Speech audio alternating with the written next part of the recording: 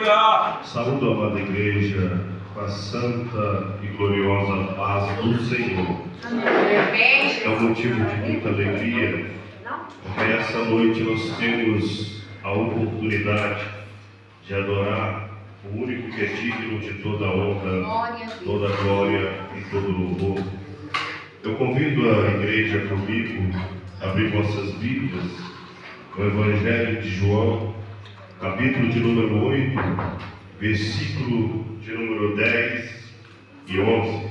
Aleluia! João, capítulo de número 8, versículo de número 10 e 11. Aleluias! Quero desde já externar minha gratidão ao Eterno por mais esta muito rica oportunidade. Glorifica a Deus pela vida do pastor, que Deus abençoe. Amém. Pastor Moisés também, Deus abençoe. Amém. Que Deus venha abençoar cada um dos irmãos, a cada obreiro, a cada criança, a cada irmã. Amém. Todos acharam a palavra? Amém. Diz assim, Evangelho de João, capítulo 8, versículo 10 e 11. Aleluia.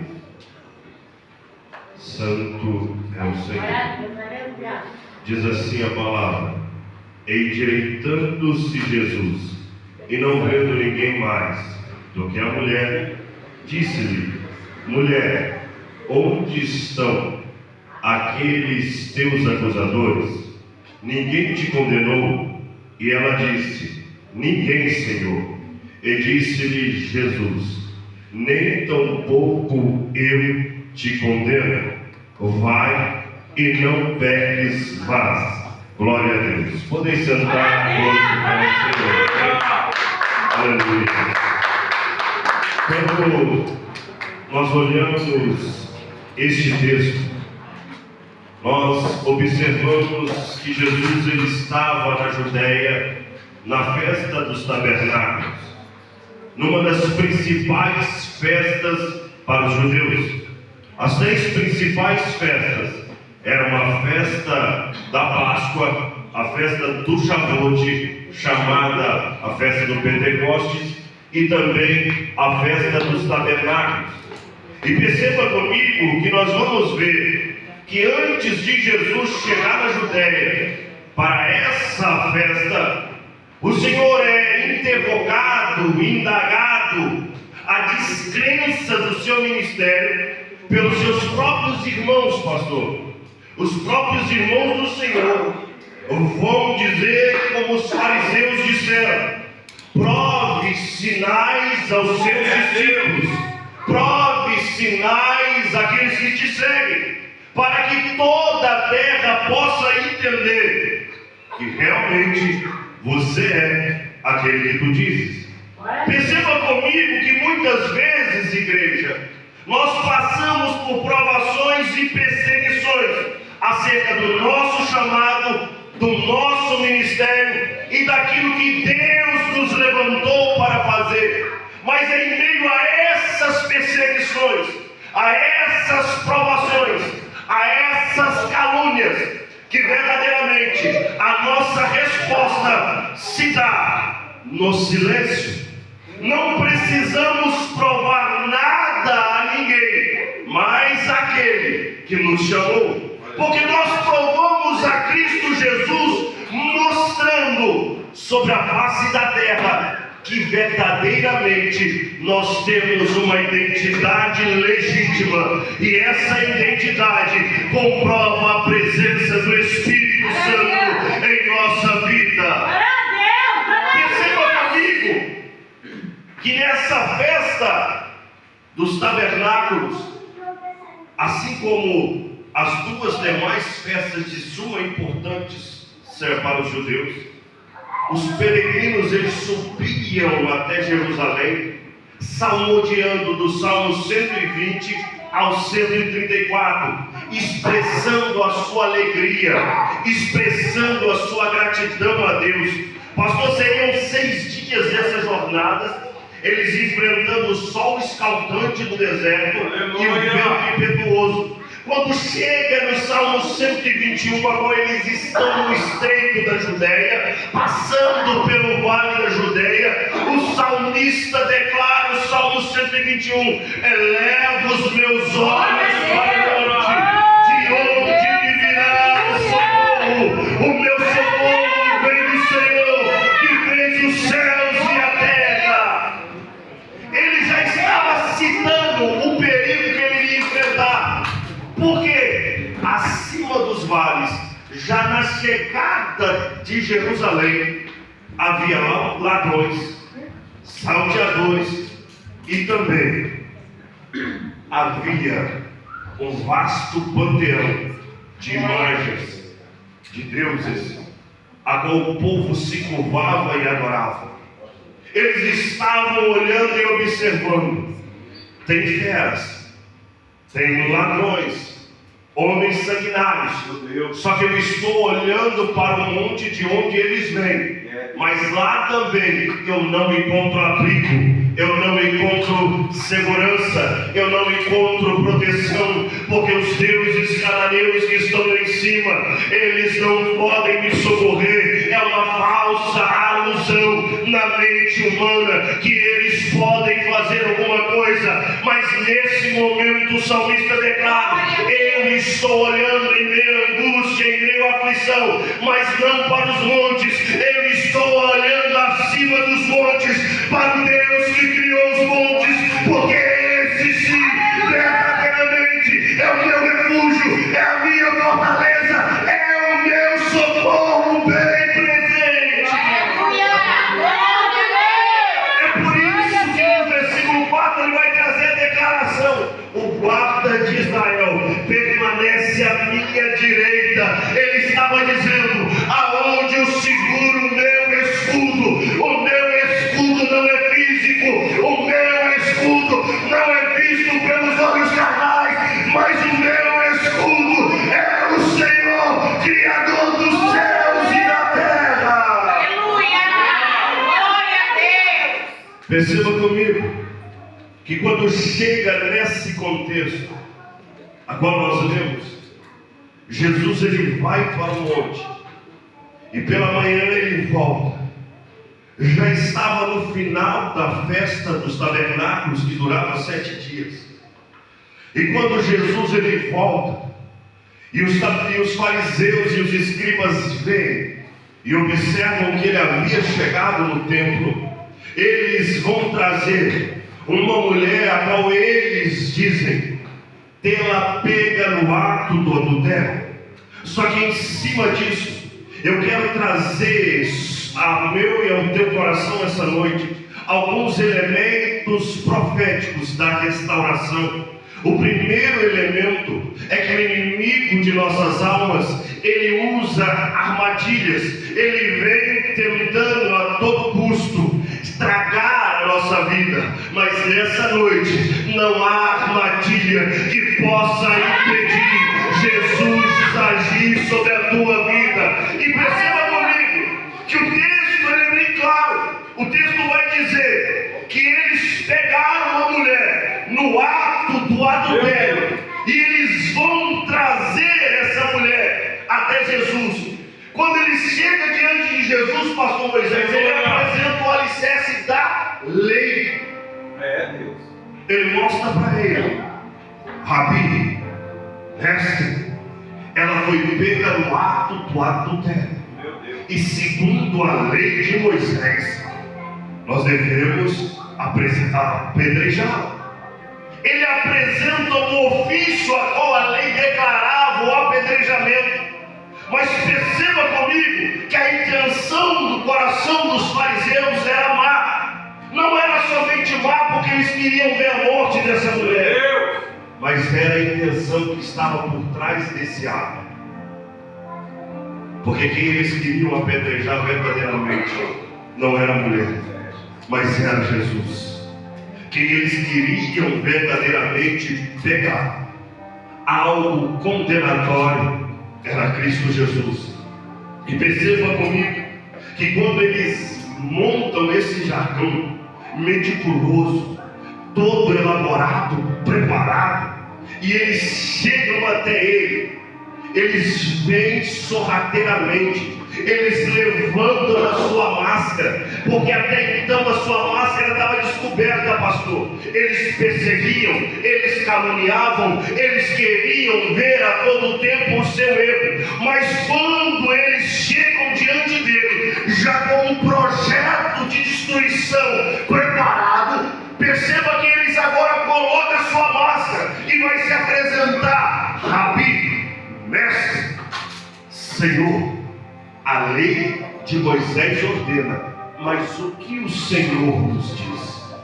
Eles usam um termo de mestre e Senhor, e pela cultura judaica, toda vez que eles vinham se encontrasse diante de uma pessoa e usavam o termo Senhor, era o reconhecimento de autoridade máxima, de alguém que de fato era detentor de autoridade, que estava acima deles.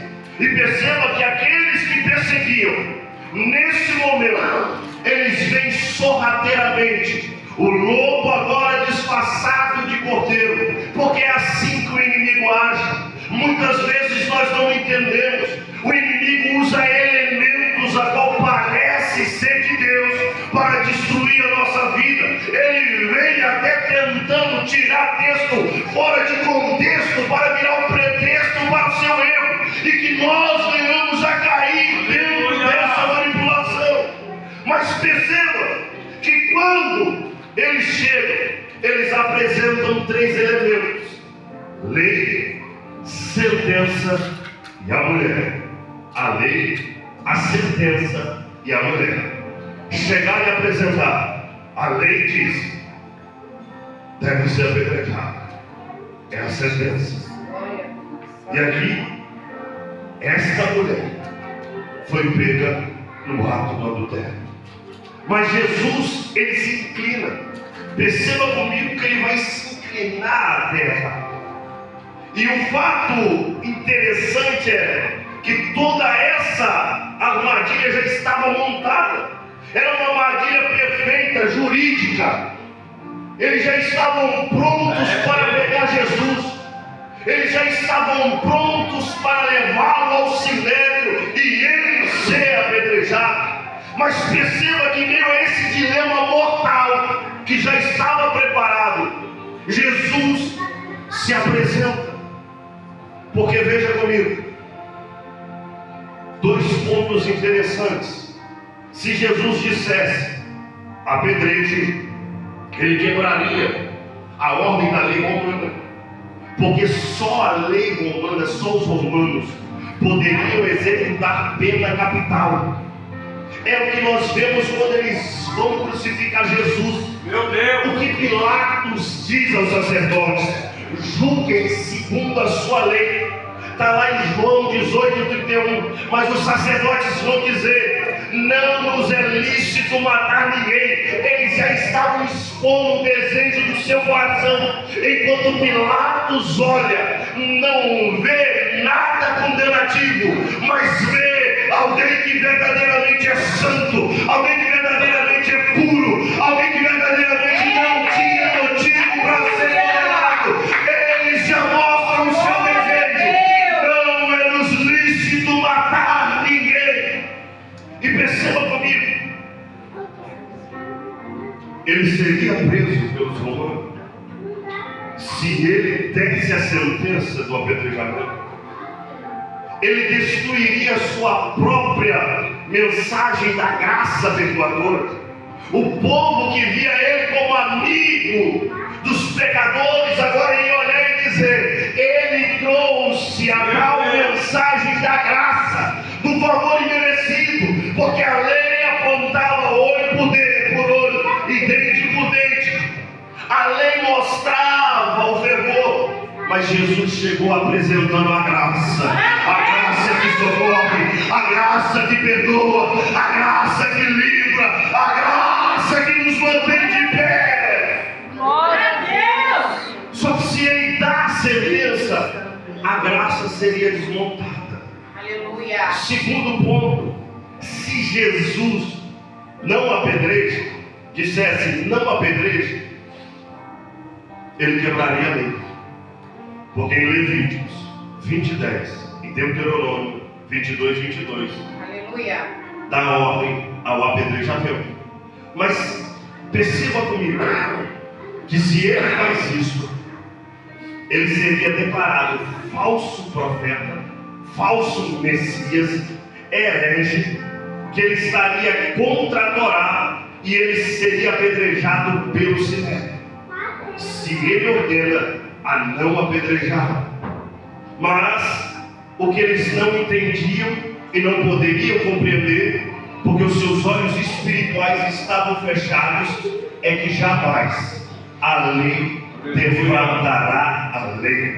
Porque João aponta quem é a lei. No capítulo 1, no princípio, ele é o Verbo.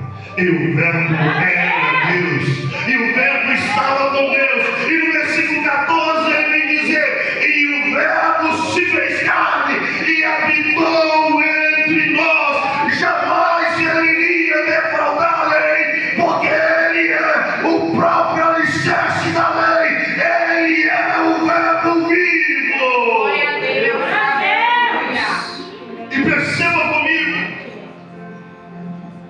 que Jesus, sendo a lei, ele vê os atos de irregularidade a qual eles estavam apresentando naquele momento, porque ambos, pela lei, que haviam pecado, deveriam apresentar-se ao sacerdote. Aleluia! Mas cadê o homem da história?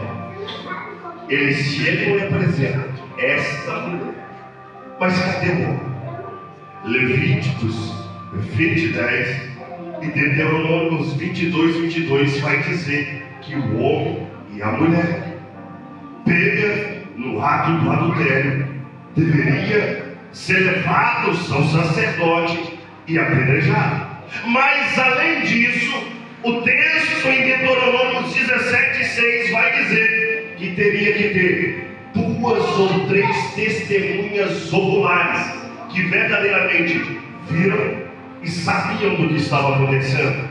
Mas eles a pegam, levam só a mulher, não levam o homem, não há testemunhas. E neste momento, perceba comigo, o que Jesus ele observa ali é que verdadeiramente o que eles querem trazer não é uma justiça autêntica, mas o que eles queriam apenas é usar um instrumento para condenar Jesus.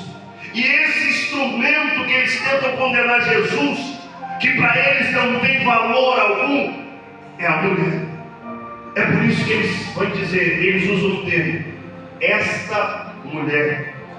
Eles não mostram nenhum valor por aquela mulher. Eles não mostram que ela tem alguma importância. Só que o que eles não sabiam e não entendiam, que mesmo eles tentando desumanizar aquela mulher, Jesus é o dono da vida. E quando ela ainda estava em fome no ventre da sua mãe, ele já estava formando, ele já estava cuidando, ele já tinha dado um nome e verdadeiramente ele já tinha chamado de minha filha. Ele já tinha a preparado para si. Glória a Deus. E muitas vezes nós vemos a religião usar a santidade da lei para esconder a podridão do coração. Era o que eles estavam fazendo. Eles vêm e apresentam uma mulher, a qual eles tramaram tudo meticulosamente. E bem verdade pode ser que essa mulher não estava em adultério algum, porque não trouxeram o homem, não trouxeram as testemunhas, não chegaram com nada. Mas o que de fato eles queriam ver era Jesus defraudando a lei ou passando por cima da lei de Roma, porque o texto bíblico também nos apresenta a honrar os governantes, as leis da terra. Eles queriam a todo custo ver Jesus quebrando os princípios, porque protocolos eles já tinham visto. Ele é um homem que quebra protocolo, mas ele não quebra o princípio da palavra, pois ele é a própria palavra, ele é o verbo vivo. Eita Deus! Segundo elemento, o dedo que escreve a sua história. Repito, o dedo que escreve a sua história. O primeiro, Jesus, aquele que impede as armadilhas do inimigo. O segundo, o dedo que escreve a sua história. Porque perceba comigo que o Senhor vai agir de uma maneira a qual eles não esperavam. O que o Senhor faz é se inclinar e escrever no pó da terra. Perceba comigo que o que ele estava fazendo ali era um ato profético. Só que eles não conheceram. Os homens que arrotavam a teologia, os homens que diziam ser superiores pela sua teologia bem refinada, por uma exegese tão profunda, uma hermenêutica bem apurada, histórica, mas não entendiam o ato profético que estava revelado naquele momento diante dos seus olhos. Glória a Deus, aleluia. Porque ao inclinar há três ações proféticas nesse momento, quando Jesus se inclina. Perceba comigo. A primeira é o dedo de Deus, porque ele vai escrever. E é a mesma expressão usada pela lei. Já que eles estavam amparados pela lei, trazendo a lei, Jesus desce para apresentar a lei. E quando ele desce, ele vem nos mostrar. Êxodo 31:18. Nas tábuas escritas pelo dedo de Deus estão os mandamentos do povo de Israel. O que ele estava mostrando é o que já estava lá em Êxodo 31:18. Pelo dedo de Deus foram escritas as leis. Aleluia, Senhor, glória a Deus. O mesmo dedo que escreveu nas tábuas de pedra, no Sinai, agora ele escreve no pó, no chão do templo. Mas perceba comigo, quando ele se abaixa, ele escreve o ato profético que eles não estavam entendendo ali, pastor. Ele estava trazendo uma lembrança. No Sinai, o meu dedo escreveu as leis a qual vocês vieram apresentar aqui agora. E agora aqui no chão do templo, no meio da poeira, o meu dedo também escreve, porque o verdadeiro legislador original está diante de vós e vocês não conseguem enxergar. Deus, aleluia. Oh, aleluia. Perceba comigo, o mesmo dedo, ele está aqui essa noite, Aleluia. escrevendo a tua história. Obrigado. E a tua história foi escrita pelo dedo de Deus. Pode se levantar caluniador que for, pode se levantar prova que for, pode se levantar perseguição que for, o dedo de Deus já decretou a sua vitória. Ele já escreveu a sua história. Tinha os obstáculos, tinha o no meio dela, tinha as provas, tinha os vales, tinha o vermelho, mas ele já estava no final te esperando, porque ele já escreveu a sua vitória. Glória a Deus. Segundo elemento profético no meio desta descida da inclinação, o que ele escreveu? João não diz, mas perceba que era uma ação profética, pastor, porque Jeremias 17:13 nos dá a chave profética. E como é quinta profética, o Senhor revela essa chave para a nossa vida. Jeremias 17:13. O Senhor, esperança de Israel, aqueles que se apartaram de ti serão escritos na terra, porque abandonaram o o Senhor a fonte das águas vivas, Maim Shaim, fonte de água viva. Naquele momento, quando o Senhor abaixa para escrever, os acusadores daquela mulher têm os seus nomes escritos no pó da terra. Ele já estava sentenciando aqueles homens que levaram aquela mulher como réu. E aqueles homens se tornam réu. Perceba o que o Senhor está dizendo a você. Não importa quem seja o teu inimigo, não importa quem se levante contra a tua vida, porque se você verdadeiramente serve ao Deus vivo, se você verdadeiramente é fiel ao Senhor, nessa noite Ele já está escrevendo o nome daqueles que se levantam na sua vida, e verdadeiramente o Senhor mostrará que o teu inimigo não vai prevalecer, porque maior é o que está em nós do que o que está no mundo.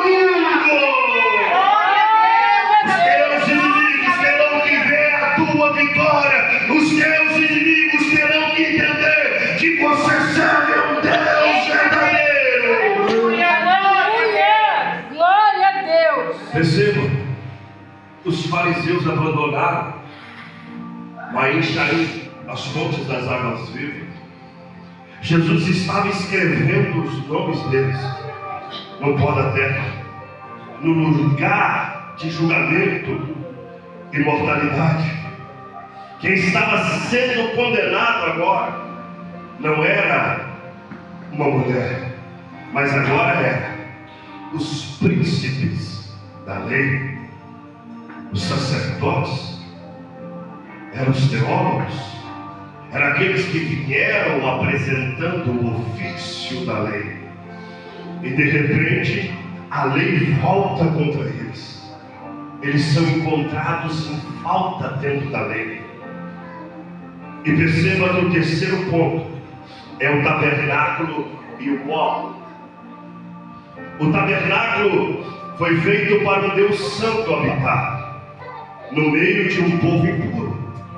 E o chão do tabernáculo, a Bíblia vai descrever que no pó, em Números 5,17, no caso de uma mulher suspeita de adultério, o sacerdote deveria pegar o pó do chão do tabernáculo e colocar em água amarga.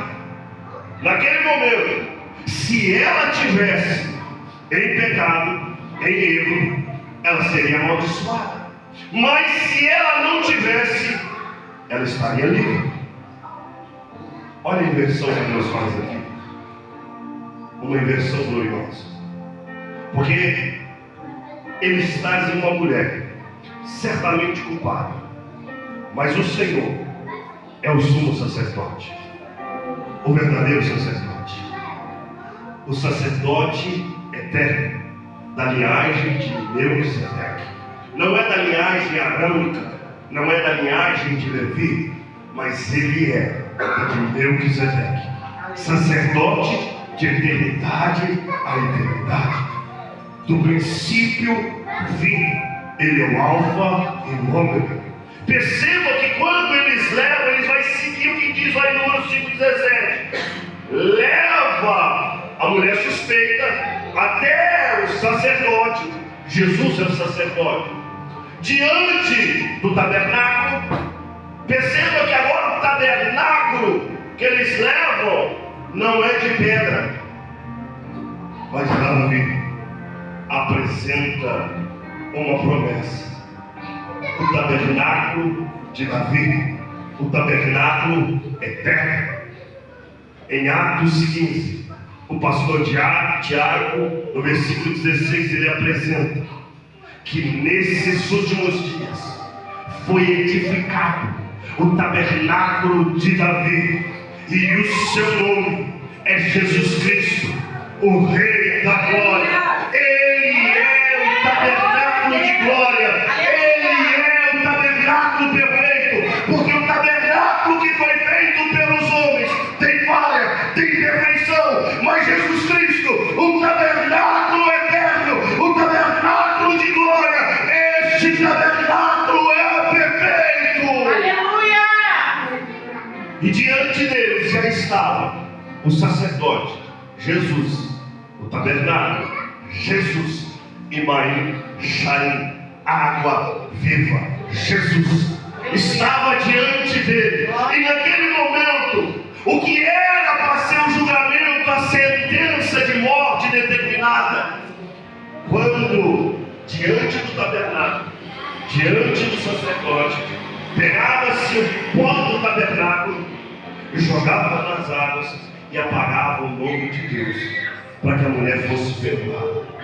Naquele ato profético, 3 elementos, pastor, em uma pessoa estava ali. O tabernáculo era Jesus, o sacerdote era Jesus, Maim Shaim, água viva, também era Jesus. E naquele momento, Maim Shaim entra em contato. Não foi a água amarga, não foi a água da sentença, mas foi a água viva que manda pó do tabernáculo, dizendo: eu te perdoo, eu restauro a tua vida. Naquele momento, a sentença que já era certa contra aquela mulher vira. A mulher que foi levada com uma já certeza, a morte seria óbvia, ela foi absolvida. E perceba comigo que no terceiro ponto, para finalizar, Jesus, ele te restaura, pois ele é a água viva. Obrigado. Perceba comigo a restauração perfeita que Jesus faz aqui nesse texto. Primeiro, a lei perfeita que condena o juiz. A lei exigia as 2 testemunhas, Deuteronômio 17:7, mas também exigia o juiz. Perceba comigo, Êxodo 23:17 e Deuteronômio 19. Êxodo pede o juiz justo, não o juiz ímpio. Êxodo e Deuteronômio vai pedir a testemunha. E nesse momento, o juiz que estava diante deles era justo, mas as testemunhas eram falsas, porque a lei mandava ter 2 ou 3 testemunhas, e as testemunhas seriam a primeira apedrejada. As testemunhas, sendo verdadeiras, seriam a primeira apedrejada. Depois o povo apedrejaria. Perceba comigo que nesse momento, a profundidade que ele mostra da lei começa a confrontar os fariseus e os escribas. Eles não suportam tamanha profundidade num simples ato profético de abaixar sobre a terra. Aleluia, Jesus. Jesus não precisa de muito para mudar a tua história essa noite. Jesus não precisa de muito. O dedo de Jesus é o suficiente. Ele está escrevendo a tua história. Ele está purificando a tua vida. Ele está restaurando os seus sonhos. Ele está te dando um novo objetivo. Ele está mostrando que verdadeiramente, se você estiver sobre o domínio da destra das suas mãos, verdadeiramente você está protegido, protegida. Verdadeiramente a tua família será salva.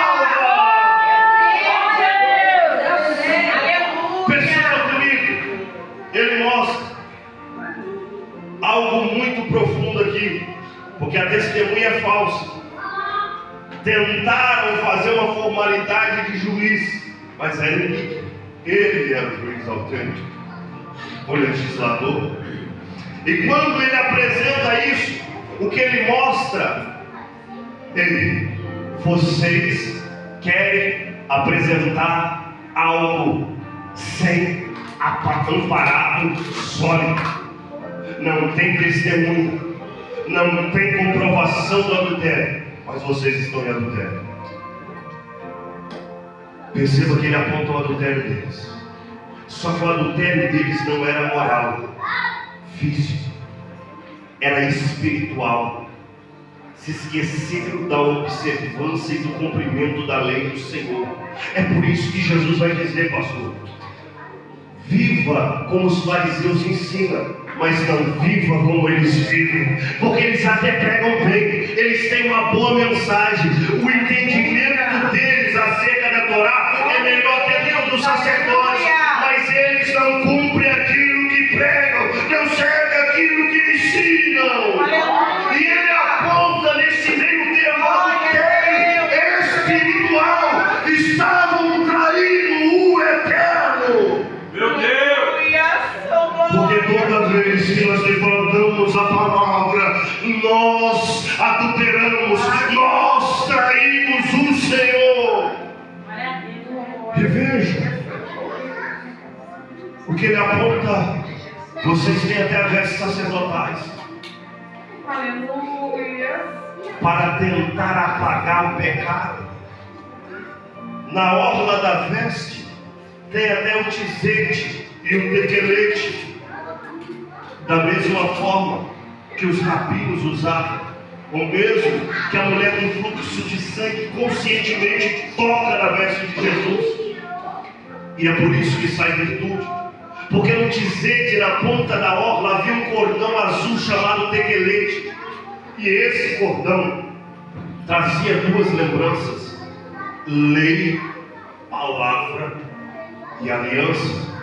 Compromisso de Deus com o homem e aliança de Deus com o seu povo. Verdadeiramente, sem dizer nada, mas conscientemente tocando, ela já estava dizendo: Senhor, eu posso ser impura segundo os olhos do homem. Senhor, eu sei que a tua palavra em Levíticos 25 vai dizer que eu não posso estar no culto e nem no âmbito social, mas bem verdade é que o Senhor também diz na tua palavra que o Senhor não vê como o homem vê, mas o Senhor vê o coração. Tu sabes que eu permaneço em santidade, tu sabes que eu permaneço em fidelidade, e nessa hora eu revogo o que é meu por direito. É por isso que ela toca na lembrança dos mandamentos e da aliança. Tenho ainda fidelidade contigo, tenho ainda compromisso contigo, e nessa hora virtude sai e ela é curada. Veja que quando o Senhor ele vem nessa mulher, ele traz essa cura. É o cumprimento de João. Ele é o verbo, ele é a palavra. Ela toca numa lembrança remota. Aleluia, Senhor. Palavra e aliança. Quando João descreve, ele é o verbo vivo, a lembrança remota que ela toca não é só uma lembrança, mas é uma palavra encarnada. Na festa da Páscoa, como eu já citei no início, que é uma das principais festas, eles tomam 4 cálices, pastor. O terceiro cálice, eles gritam: e Deus, de braços abertos, resgatou o teu povo para si. Naquele momento, a lembrança da aliança verdadeiramente é o que Jesus já tinha vindo fazer sobre a terra. E quando ela toca, ela entendeu: eu ainda tenho aliança contigo. E verdadeiramente, de braços abertos, o Senhor já me resgatou. Glória a Deus. E perceba que o Senhor aponta é que sobre as vestes sacerdotais vivia uma falsa alusão de santidade. Para finalizar, o abandono, perceba comigo que todos abandonaram aquela cena, aquele cenário, aquele ambiente, do mais velho ao mais jovem. Todos eles tiveram a consciência que verdadeiramente todos eram pecadores. Porque quando o Senhor traz todo esse amparato profético, pastor, ele vai dizer: aquele que tiver pecado, atire a primeira pedra. Aleluia. Aquele que não tiver pecado, atire a primeira pedra. Os sacerdotes saltam a pedra. Os escribas soltam a pedra. Os fariseus, a multidão que vem seguindo os fariseus. Ficou somente o tabernáculo e a mulher. Mas o tabernáculo que fica não é o tabernáculo de pedra que fora levantado por Herodes, mas é o tabernáculo eterno. Era o tabernáculo de glória. Só Jesus e a mulher. É isso que a nova aliança faz conosco, porque só fica Cristo e o pecador. É só Cristo. Quem éramos nós antes de conhecer a Cristo? De onde Cristo nos resgatou? De onde Cristo nos tirou? Porque no momento da condenação que todos já haviam rejeitado, Ele se apresentou e disse: eu não te julgo, mas eu te ofereço perdão. Glória a Deus. Eu te ofereço uma nova vida. Eu te ofereço uma estrutura sólida. Eu te ofereço a minha presença. Eu te ofereço os meus cuidados. Aleluia, santo é seu nome, Pai. Perceba comigo que ele vai perguntar a essa mulher: cadê os teus acusadores? Ninguém te acusou? Ela olha para ele e diz: não, Senhor. Perceba comigo, igreja, que quem estava ali, pronto para apedrejar aquela mulher, mas tentando pegar a Cristo, não eram pessoas leigas, pastor. Eram teólogos da época. Os fariseus que desvendaram da palavra mais do que os sacerdotes ainda. É alguém que cavou mais poço dentro da palavra do que os próprios sacerdotes, do que os saduceus. Eles não iam perder a oportunidade. Era assim conosco. O inimigo já estava pronto para nos matar, já estava pronto para nos destruir, e já estava pronto para nos condenar eternamente, porque se morrêssemos sem Jesus, o inferno era a certeza a qual nós tínhamos. Mas nesse momento, o tabernáculo de glória, ele nos convenceu do pecado, ele nos convenceu a viver uma nova vida. Oh, glória, é verdade, Senhor, aleluia. Não há mais motivo algum para que as calúnias tentam te apedrejar, para que as calúnias do passado venham à tona, porque do teu passado eu não me lembro mais. Aleluia. Tudo já foi jogado no mar dos Glória a conhecimentos. Deus, aleluia. E perceba que toda vez que o acusador chega diante do Senhor, ele não se lembra mais do seu passado, porque ele já te restaurou, ele já te libertou, ele já transformou a tua vida no momento em que você aceitou a Cristo Jesus como seu único e verdadeiro e suficiente Salvador da tua alma. Glória a Deus, aleluia. Se coloque de pé. Glória a Deus, aleluia. Hoje o Senhor está dizendo para alguém aqui essa noite: Glória a Deus. Aleluia. eu já dispensei os seus acusadores. Glória a Deus. Ninguém te condenará. Viva a restauração Aleluia. que verdadeiramente eu te dei. Aleluia. Nessa noite o Senhor te trouxe aqui para te dizer: tu és livre. Verdadeiramente nenhuma condenação prevalecerá contra a tua vida. Glória a Deus. Porque o inimigo é sujo. Muitas vezes, pastor, nós com amor no coração vamos pregar para alguém, até para um ente querido. E quando vem o momento da ira, porque Jesus disse: ireis, mas não pequeis. Eles já aproveitam para apontar: não é crente? Não diz que é crente? É crente dessa maneira?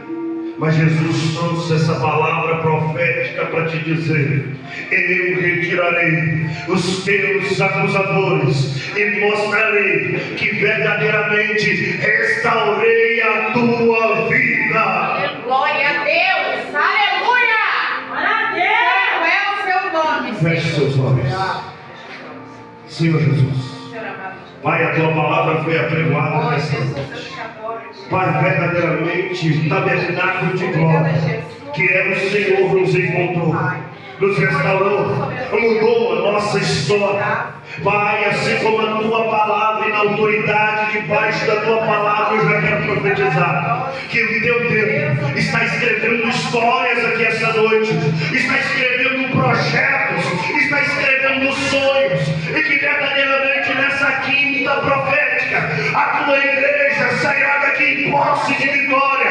Aquilo que o inimigo tem tentado roubar, o sonho que ele tem tentado negar, ele não negará. Verdadeiramente os teus filhos, as tuas filhas viverão os sonhos, porque o seu dedo já está escrevendo a história. Pai, que nós possamos sair daqui totalmente restaurados, ainda mais crentes do que entramos, e convictos que verdadeiramente o Senhor já concedeu a nossa vitória.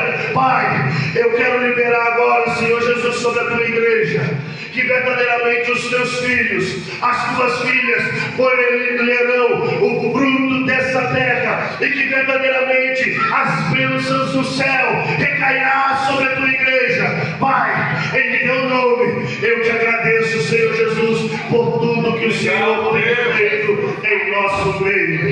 Pai, que verdadeiramente nós possamos estar cessados na tua vitória. O Senhor vai te dizer: o meu Deus já escreveu a tua providência. Meu Deus! Porque verdadeiramente não saiu do teu coração, o desejo saiu do meu. E quando eu te pôr lá, tu glorifiques o meu nome, porque verdadeiramente tu vai dizer: poderia até ser impossível para mim, e principalmente chegar até o final, mas o Senhor garantiu a minha vitória, porque não era sonho meu, não era projeto meu, mas era de Deus, e Ele plantou no meu coração. Não é para minha vanglória, não é para me enaltecer, mas é para o mundo reconhecer que verdadeiramente o meu Deus sustenta aqueles que te servem. Glória a Deus! Essa quinta profética, Aleluia. tenha certeza, o Senhor não te trouxe aqui em vão. Glória a Deus, eu creio. Há um amparo profético de Deus na Glória palavra. a Deus, O Jesus! Senhor manda te dizer: eu te chamei, eu te escolhi, tenho eu te capacitado, e tu tem pedido: Senhor, dai-me sabedoria, dai-me entendimento, porque eu amo a tua palavra. Verdadeiramente eu ouvi a tua petição, e nessa noite eu te trouxe aqui para te dizer: estou eu restaurando todo o alicerce da tua vida, chamado família, porque verdadeiramente através da tua família, da tua vida, a tua família irá saber que o sacerdócio real te visitou, te encheu de unção e autoridade, e haverá milagres dentro da tua casa, porque hoje convém que o Senhor visite a tua casa e mostre que verdadeiramente o sacerdote do teu lar ainda é o Senhor Jesus Cristo. Aleluia! Santo é seu nome, O Senhor aleluia! é o Deus, Oh, Deus!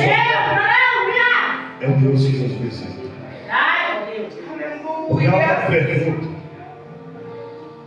não há nada impossível para Deus. O que é impossível? O que não conseguimos? Até onde podemos, nós iremos. Mas aonde não podemos, o Senhor vai. Glória a E o Deus. Senhor diz para Santo você: é seu nome, Pai, aleluia! descanse teu coração, meu filho, porque eu sou Deus do impossível. A impossibilidade não remete-se no vocabulário de Deus. O Senhor te visita e Ele restaura todo o teu entendimento, toda a tua vida e a tua saúde, para que você possa entender no cenário aonde você não pode fazer nada, eu já entrei e verdadeiramente o meu dedo já escreveu a tua história.